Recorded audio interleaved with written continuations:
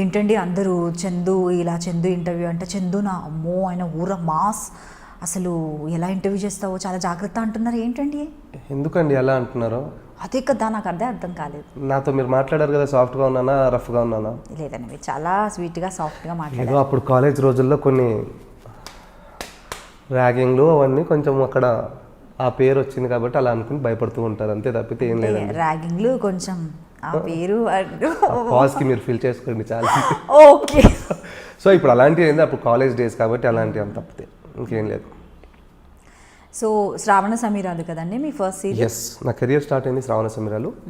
నాకు ఒక బ్రేక్ దొరికినా, నాకు లైఫ్ ఇచ్చినా కూడా Manju ma'am 2013 June 18th. And నా ఫస్ట్ ప్రాజెక్ట్కి నేను బెస్ట్ విలన్ అవార్డు కూడా వచ్చిందండి. యా. అండ్ ఇంకొకటి ఏంటంటే మంజులా నాయుడు గారి స్కూల్ నుండి ఎవరైతే వస్తారో వాళ్ళందరూ కూడా చాలా డిసిప్లిన్గా ఉంటారు. ఎస్, వర్క్ పై చాలా ప్యాషన్ ఉంటుంది వాళ్ళకు. సీరియస్లీ అండి. And on time. Yeah yeah. So మీకు ఎలా అనిపించింది? నాకైతే టైమింగ్ సెన్స్ నేర్చుకున్నా కూడా, time sense at the same time work అంటే ఇప్పుడు వచ్చే ఆర్టిస్టులు అందరూ మేకప్ మీద కాన్సన్ట్రేట్ చేయడము, కాస్ట్యూమ్ పైన చేయడం తప్పితే పర్ఫార్మెన్స్ కావాలండి మనకు అక్కడ. మేడం నాతో రాకుండా అంటే మాలోని లేని యాంగిల్స్ కూడా అంటే మేము ఇది కూడా చేయొచ్చా అని చేయించుకుంది. ఈరోజు మమ్మల్ని పర్ఫెక్ట్గా దిద్దింది మేడం వాళ్ళ కంపెనీ, మేడం వాళ్ళు.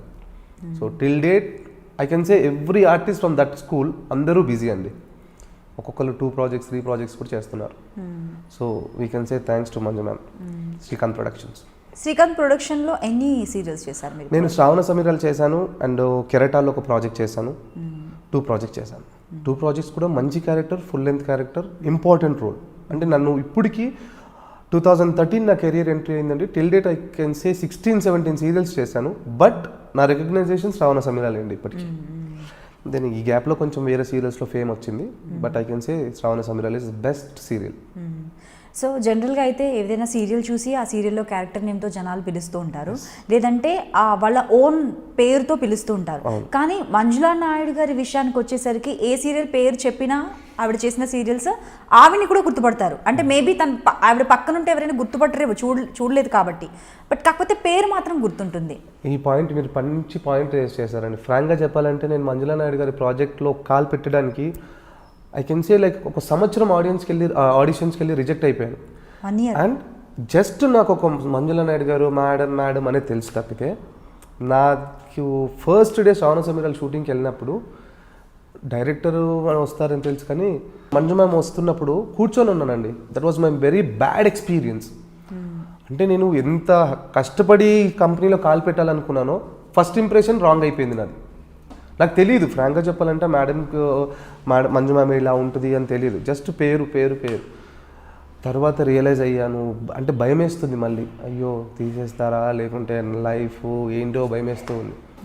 మళ్ళీ మేడం అదంతా కాదు. ఏమైంది అసలు అంటే నాకు తెలియదు అండి. నాకు షార్ట్ రెడీ అన్నారు, అమ్మ కాస్ట్యూమ్ వేసుకొని కూర్చోమ్మా నేను షార్ట్ రెడీ పిలుస్తారంటే కూర్చున్నాను అక్కడ. నేను బ్యాక్ సోఫాలో కూర్చున్నాను, ముంగట తిరుగుతుంది.